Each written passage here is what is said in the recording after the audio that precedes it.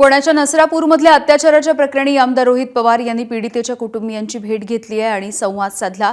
यानंतर ग्रामस्थांचे शिष्टमंडळ हे मंगळवारी मुख्यमंत्र्यांची भेट घेणार असल्याची माहिती रोहित पवार यांनी पत्रकार परिषद घेऊन दिलेली आहे।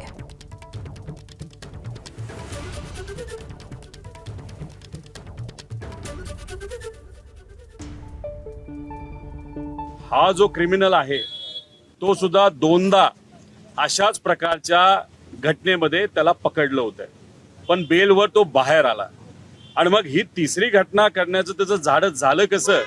आणि जर झालं असेल तर उद्या परत बेल घेऊन बाहेर येणार असेल तर मग या कायद्याचं करायचं काय, असं लोकांची भावना तिथं होती।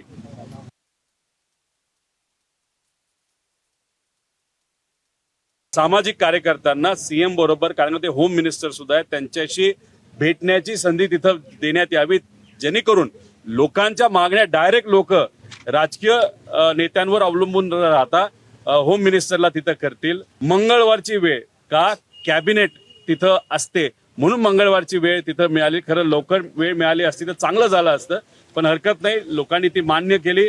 इथून काही लोक प्रतिनिधी म्हणजे जे सामान्य लोक आहेत, जे या आंदोलनामध्ये सक्रिय होते, पुढाकार घेणारे होते, न्याय मिळावा यासाठी लढत होते, आणि काय महिला नागरिक ते मंगळवारी जातील।